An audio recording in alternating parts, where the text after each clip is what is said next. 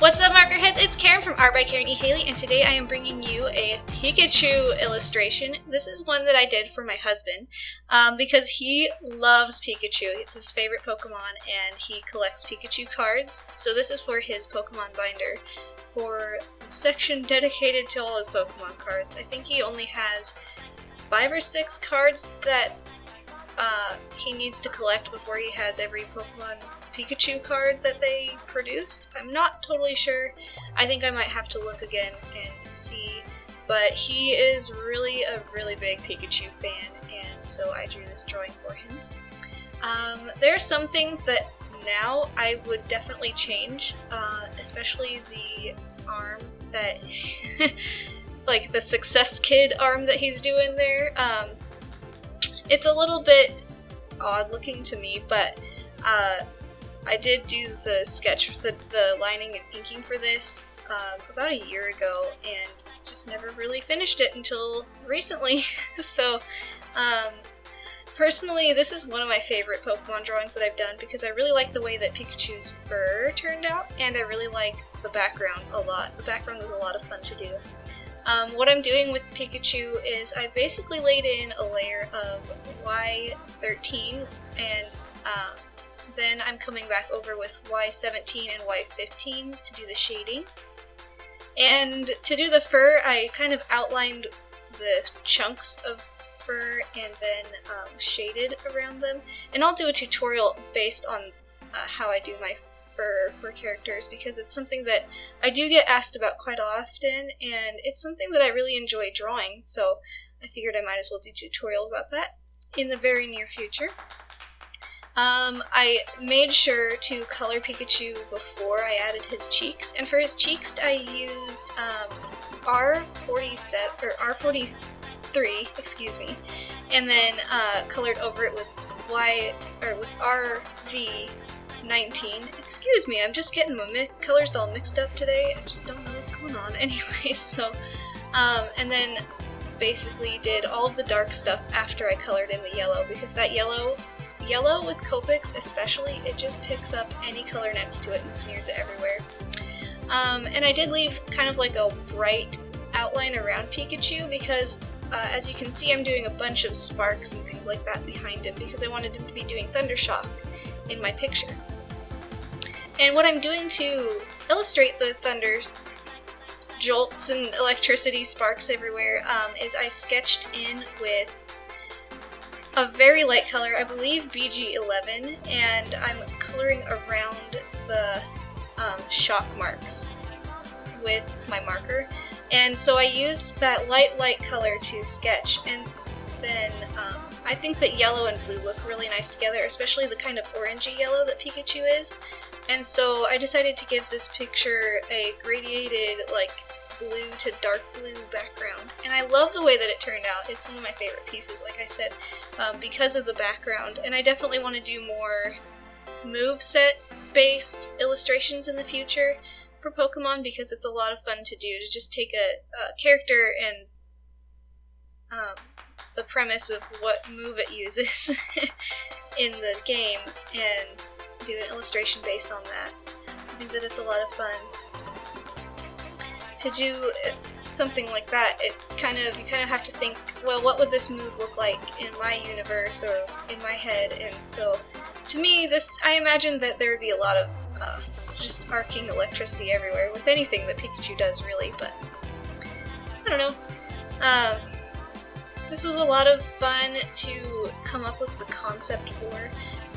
The hardest part with this picture was getting the gradient to show up, because I had to color around all of the sparks and arcing, like, static and things like that by, first I laid in a big layer, like a layer behind everything of BG11 for, like, the lighter area, and then the rest I layered in BG45. So I colored the entire sheet around all of the sparks and things like that with BG45, and unfortunately it looks like I colored out of frame quite often, and it's kind of annoying. I hate it when I do that. It frustrates me. And so here I am, I'm kind of just coloring the entire sheet with this color and thinking about how I want the static to look and how much there is. And you don't even have to really sketch in the static if you don't want to. You can just go for it, go in and just color it in as you color the background. However, for me, for composition, I like to sketch things out and test out what it would look like beforehand. But that's just me. I mean, that's kind of something that I've always liked to do, is plan. I'm very plan-oriented. I'm not very good at doing something if I don't have an idea in my head. And so basically this whole video is just going to be me coloring in the sparks, because there's just so many. It's very detailed, but it doesn't look very detailed because it's a simple concept, but there's a lot of fiddly bits in this picture that required quite a bit of detailing. This coloring did take up quite a bit of ink, especially with BG45, because I did have to fill the entire sheet except for, like, you know, the little squiggly areas. I had to fill in all of it with this color in order for the gradient to look nice, and so it took up a lot of ink. I think I wound up having to buy a refill after this picture.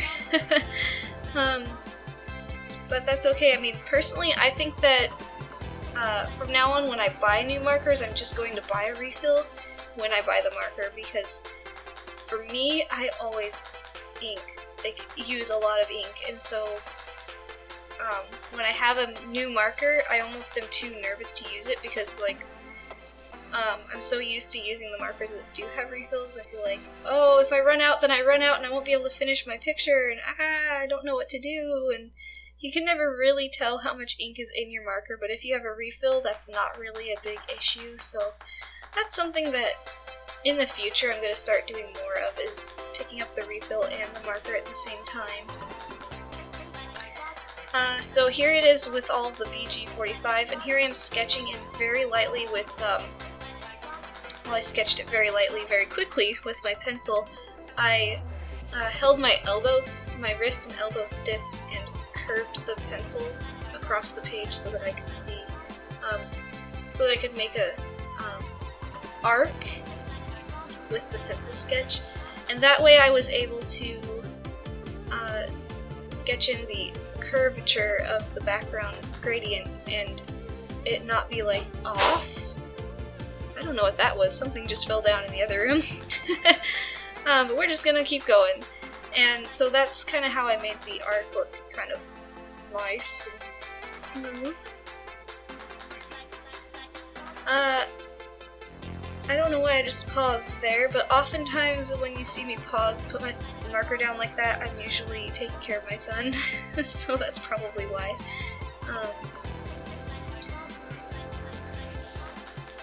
One of my favorite parts of this piece was doing the outline of Pikachu. I don't have footage for my outlining most of the time. I just don't like to film while I'm inking. But I really enjoyed doing the lines for this picture, and you'll notice that a lot of my newer artwork doesn't have outlines. And so when I'm looking at this picture, I think, well, I kind of miss inking, and so I probably will start inking again, but use colored inks. But lately I've been doing lineless work, and I really love the way that looks too. It's just a matter of what I feel like doing at the time, but I do remember working on this piece and feeling like I would really like to do more line art, because it's been a while. One of my other favorite parts of this picture is where the sparks are converging or coming from. I kind of made them into little balls, and I really enjoyed working on those. I don't really have a whole lot else to say about this picture, but